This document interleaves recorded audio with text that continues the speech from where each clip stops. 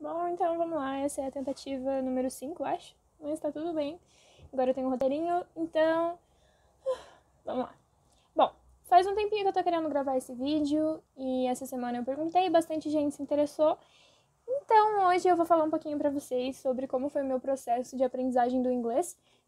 Pra quem não sabe, eu me considero fluente, acho que sou considerada por outras pessoas também como fluente. Enfim, eu me comunico bem, consigo compreender e ser compreendida, consigo ouvir e entender, consigo escrever e entender o que eu estou escrevendo, consigo ler e entender o que eu estou lendo. Enfim, fluente, tá? Mas eu quero ressaltar aqui que eu não sou nenhuma profissional, eu não tenho nenhuma formação específica para isso. Tudo que eu sei aqui eu aprendi sozinha, em grande parte, e quero passar para vocês como vocês podem aprender também, para ter pelo menos uma base. Claro, se você quiser fazer um estudo mais aprofundado, se você quiser ser uma pessoa que entende completamente da língua, vai ser aí, por exemplo, um curso de ensino superior ou um curso mais aprofundado, tal. Aqui o que eu vou falar é mais uma questão, claro, para comunicação. Eu já tive a chance de me comunicar com nativos e eu acho que eu me comunico muito bem. E tudo isso é graças ao que eu aprendi praticamente em casa.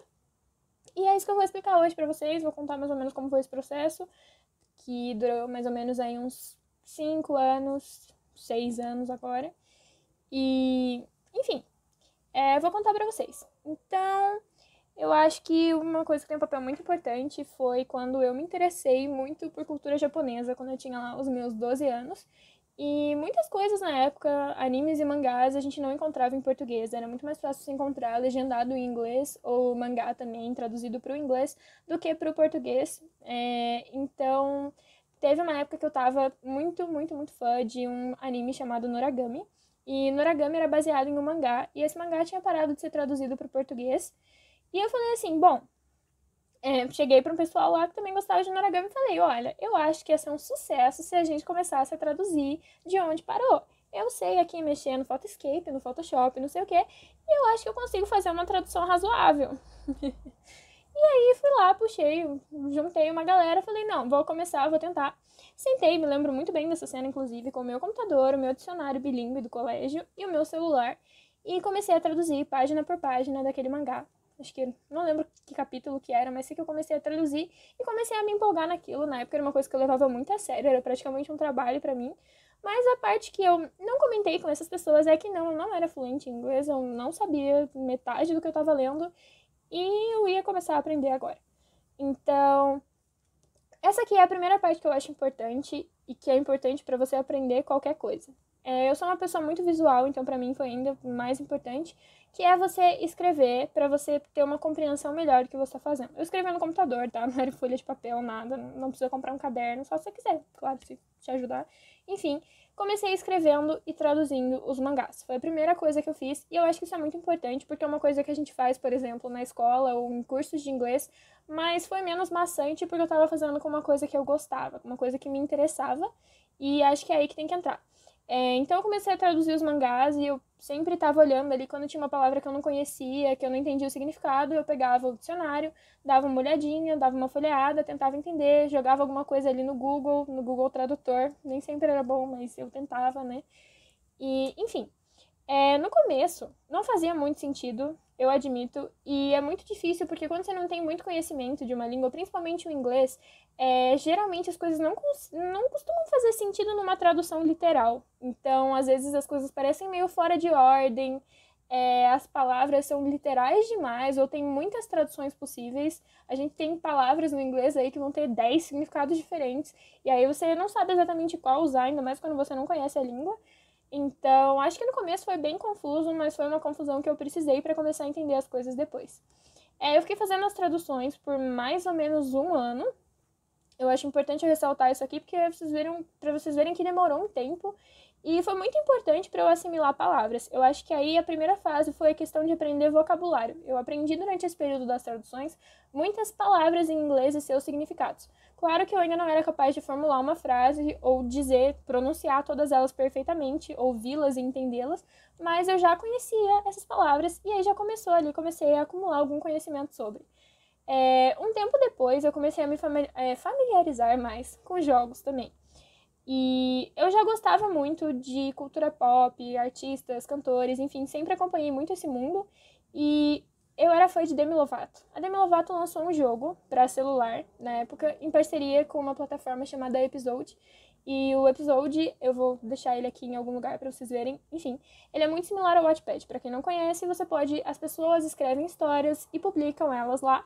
E você jogava isso de maneira interativa. Então, além de você ler as histórias feitas por outras pessoas, você podia fazer escolhas e isso levaria para um final ou outro final dentro da história. Resultados diferentes. Enfim, comecei a jogar. E, assim, era um jogo muito interessante pra mim. Eu sempre gostei de ler, gostava de acompanhar diferentes histórias. E o jogo começou a ficar cada vez mais interessante, mas eu tinha um problema. O jogo só tinha histórias em inglês, inclusive era da Demi Lovato, que foi a primeira que eu li. E eu não entendia nada do que eu tava lendo ainda. Era aquela coisa, eu tinha um vocabulário, sabia reconhecer algumas palavras. Mas, como eu disse pra vocês, algumas palavras no inglês, elas têm muitos significados diferentes. E o Google Tradutor e os dicionários costumam trazer uma parte mais formal do inglês pra gente. E quando eu comecei a jogar, como essa plataforma era aberta à comunidade, então pessoas de verdade estavam lá escrevendo e tal, as palavras que eu via nem sempre eram palavras que eu ia encontrar no dicionário, eram palavras do cotidiano, que nem a gente tem no português, palavras que não vão estar lá no dicionário de português, que os gringos não vão entender nada se eles pesquisarem no Google, porque tem significado pra gente no nosso dia a dia, gírias, outras coisas assim, que eu encontrava nesse jogo e nem sempre eu entendia. E então eu tive que começar a pesquisar ainda mais, porque foi aí que eu comecei a ter contato com o inglês dos nativos, o inglês que é falado de verdade, não aquele inglês esculpido dos livros didáticos, digamos assim. Que nem o português, assim, você pega, sei lá, uma obra de Machado de Assis, nem eu sei falar aquele português, eu não entendo quase nada do que ele tá dizendo ali, mas é português e eu sou uma falante fluente de português, então a mesma coisa o inglês, nem tudo que a gente vê, às vezes, é realmente falado daquela maneira no dia a dia, algumas palavras, inclusive, são muito mais formais do que o necessário, e a gente acaba aprendendo isso sem saber, né? Então ali eu comecei a ter contato com esse inglês falado mesmo pelos nativos, um inglês mais teenzinho, assim, porque eram histórias adolescentes, né, escritas ali por um pessoal na faixa dos 18 e 20 e poucos anos. E eu comecei a gostar bastante, comecei a aprender mais, então comecei a acumular mais vocabulário, mas dessa vez um vocabulário que eu teria mais utilidade para ele, eu diria, assim. Mas ainda não era muita coisa. Os jogos me ajudaram muito, então, os jogos, os mangás, leitura. Tudo isso me ajudou muito a assimilar vocabulário, a conseguir ver uma palavra e saber a tradução dela, e eu acho que isso foi muito importante. Não era tudo que eu anotava, na verdade, eu acho que para aprender você não precisa anotar tudo, você precisa compreender aquilo na sua cabeça, você precisa conseguir memorizar aquilo de alguma forma, para depois, algumas palavras você vai ver tanto, algumas frases vão se repetir tanto no dia a dia, quando você acompanha uma história que representa o dia a dia, pelo menos, que você já vai se acostumar com o significado delas e aí você vai aprendendo e vai estar pronto para um diálogo comum. Enfim, a partir daí eu comecei a me interessar, então, não mais por ver coisas dubladas. Foi na época também que teve aquele boom de várias séries bem teenzinha, tipo The Vampire Diaries, Pretty Little Liars, e eu era super fã dessas séries, então eu comecei a maratonar elas também. E deixei de ver dubladas, comecei a ver legendadas. Falei, não, vou tentar então. E aí foi mais interessante ainda, porque eu comecei a assimilar, então, as palavras que eu lia com os sons delas. Isso é um pouco difícil, porque o inglês e o português não têm a mesma origem, né? O português vem do latim e o inglês é uma língua germânica. Então, às vezes fica um pouco difícil de assimilar os sons. Uma palavra que a gente lê em inglês e fala em português é meio diferente de uma palavra que a gente lê em inglês e fala em inglês. E na época meu cérebro fazia um pouco de confusão com isso, mas depois eu comecei a entender e comecei a falar, não, tudo bem, então esse é o jeito certo de falar, esse é o jeito certo de pronunciar. E às vezes a mesma letra não tem o mesmo som, né? Claro, letras, os grafemas não são a mesma coisa que os fonemas. No português também é isso, a gente tem o E e o E. E no inglês isso parecia um pouco confuso demais, mas depois eu fui começando a entender, fui começando a assimilar. Quanto mais eu assistia essas séries, quanto mais eu via filmes. E eu acho que isso foi muito importante, assim, porque foi aí que eu comecei a ter um contato a mais, sabe? Não era mais só vocabulário. Agora eu também sabia ouvir aquilo e comecei a reconhecer. Outra coisa que eu acho que eu diria que foi importante foi aquele boom dos youtubers ali por volta de 2016, 2017, que eu comecei a procurar por youtubers americanos também. Comecei a desafiar ainda mais meu cérebro. Claro que eu fui em youtubers maiores também, porque daí eu conseguia encontrar legendas em português nos vídeos deles, ou vídeos deles com legendas em português em outros canais. E as coisas começavam a fazer um pouco mais de sentido. Eu já conseguia ouvir alguém falando, então, numa velocidade normal e entender mais ou menos o que aquela pessoa estava querendo me dizer. A partir daí, eu já comecei a ficar extremamente orgulhosa. E acho que foi quando eu comecei a realmente pensar em inglês. Isso é uma coisa muito bizarra. Eu acho que outras pessoas que falam inglês e outras línguas vão entender isso, que é quando seu cérebro começa a misturar palavras e você já não sabe mais em que língua você está pensando. E aí, às vezes, você está pensando em inglês e você esquece como se fala aquela palavra em português, ou você está pensando em português e esquece como se diria aquela palavra em inglês. E aí eu comecei a perceber que meu cérebro, então, já estava assimilando duas línguas. E falei, meu Deus, essa é a minha chance de agora, então, aprender a falar inglês. Vou aprender, não, de verdade, agora quero ser fluente, porque eu tô quase lá, vou conseguir. E aí eu comecei, então, já tinha muito contato com músicas também, eu gosto muito de música internacional, principalmente música em inglês, né, que é o que tá aí na grande mídia, enfim, infelizmente, né, a gente tem mais contato com isso. Mas comecei a me interessar muito mais, ouvia muita música, muita série, muito youtuber, e isso foi se tornando uma parte da minha rotina. Eu comecei a ficar muito fã dessas coisas, então eu não conseguia mais ficar sem, e às vezes até me incomodava, por exemplo, ver alguma coisa dublada ou traduzida. Hoje nem tanto, hoje eu não me importo muito, mas na época, como eu queria aprender, eu não queria mais ouvir em português, então eu queria saber qual era, o que aquilo significava, e comecei a assimilar. Depois eu subi um pouquinho mais o nível do desafio, e comecei a ver as séries com as legendas em inglês também. Então, para eu poder ver uma palavra e saber o que, tipo, ah tá, esse é o som dessa palavra, mas espera, qual que é o significado mesmo? E começar a assimilar de fato tudo que eu estava aprendendo. Então, sons, palavras, significados, isso em inglês, isso em português, como é dito, enfim. Acho que isso foi muito, muito importante.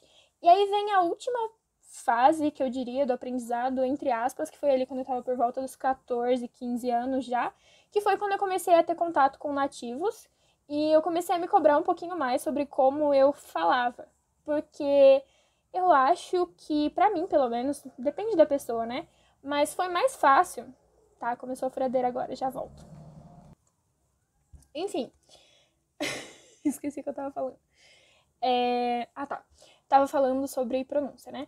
Então, pra mim, era mais fácil entender o que eu estava lendo e escrever também do que falar. Principalmente porque eu sou uma pessoa um pouco tímida, então eu tinha muita vergonha, assim, eu não tinha coragem de chegar em uma pessoa e falar, não, quero conversar em inglês com você.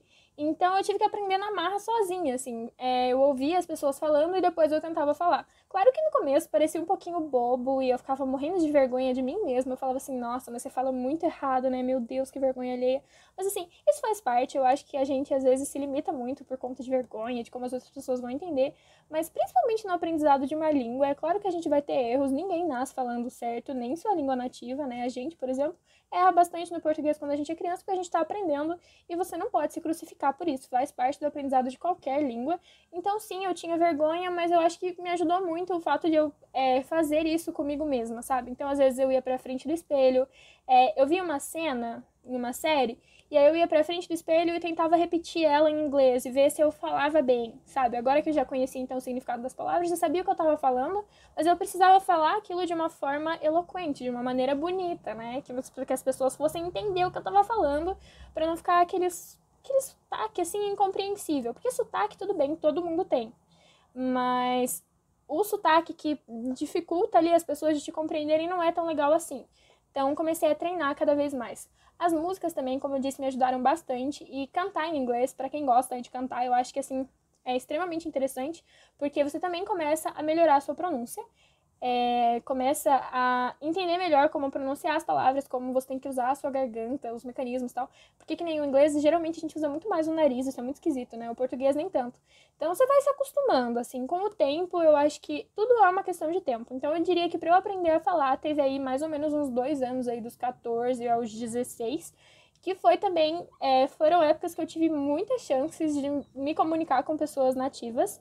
E foi quando eu comecei a ficar orgulhosa, porque eu vi que o meu treino, ele estava dando resultado, as pessoas elogiavam meu inglês e diziam, olha, realmente parece que você quase não tem sotaque, é muito interessante que você tenha aprendido isso, que você aprendeu sozinha. Então eu comentava um pouco, contava essa história que eu tô contando pra vocês, como ela estava até o momento, e as pessoas elogiavam bastante, então eu ficava muito feliz, e eu acho que isso foi muito importante pra mim, né, porque eu me sentia cada vez mais motivada, e enfim, a partir daí eu acho que eu já comecei a aprender muito mais.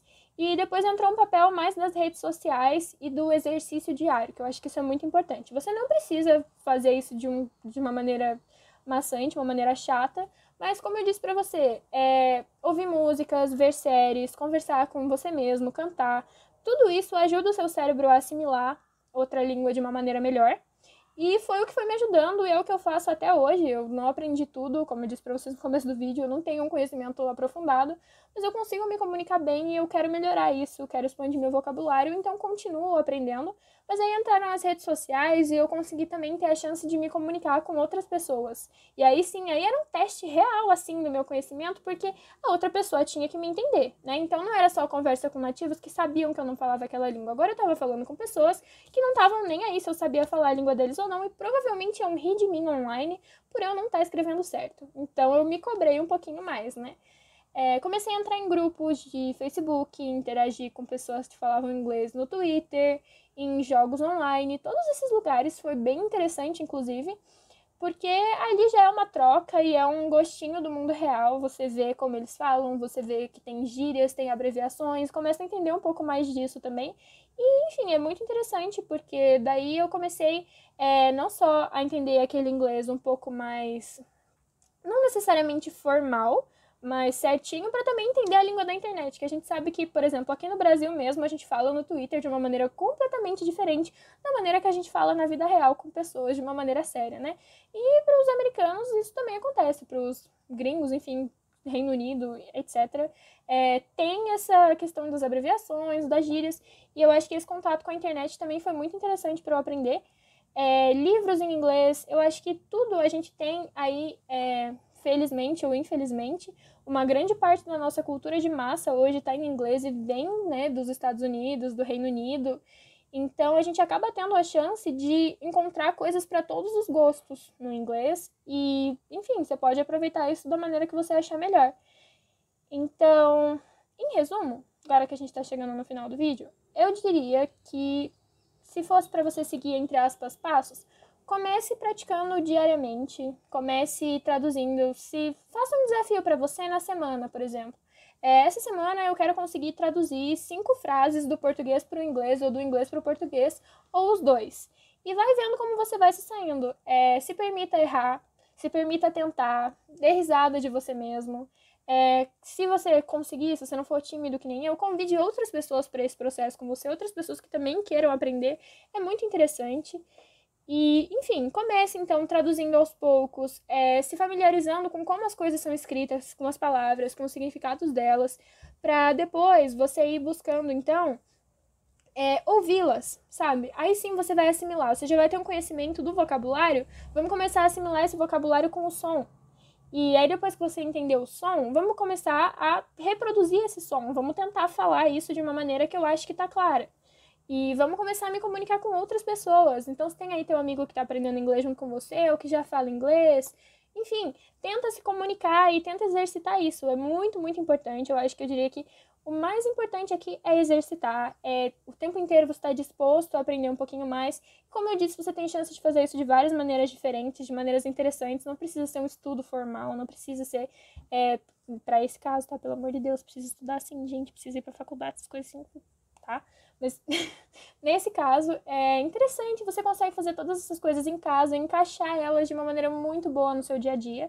Isso serve para qualquer outra língua também, tá? Não só para o inglês, mas acho que hoje em dia o inglês é muito importante, ele é um diferencial, é uma coisa legal para você ter no seu currículo ou até mesmo para fazer qualquer outra coisa. Hoje eu acho que a grande maioria dos países que você viajar, se você falar o inglês, já tem uma chance muito maior de você ser compreendido, mesmo que não seja a língua principal daquele país. Enfim, gente, é isso. Eu espero que tenha ajudado. Eu vou montar um PDF com todas essas dicas, com tudo organizadinho, alguns aplicativos que eu recomendo, enfim. Tudo isso bem explicadinho. Vou ver onde eu vou colocar ele depois, vou disponibilizar para vocês. E eu espero que tenha sido útil. Vou usar esses meus últimos segundos para dizer que não existe idade para começar a aprender alguma coisa. Você não tem que ter vergonha ou se achar velho demais. A gente nunca tá velho demais para aprender. A gente vai passar a nossa vida inteira aprendendo. Então, que pelo menos sejam coisas que a gente quer aprender. E, enfim, espero que tenha sido interessante. Espero que vocês comecem, que vocês... Enfim, não desista, não sinta vergonha, ria de você mesmo, aproveite. Aproveite que você tem a oportunidade de estar aqui vendo isso hoje, absorvendo isso e vai poder usar para alguma coisa na sua vida, tá bom? Um beijo para todo mundo, muito obrigada quem me ouviu até aqui. E, enfim, espero que vocês tenham uma ótima semana e um ótimo aprendizado.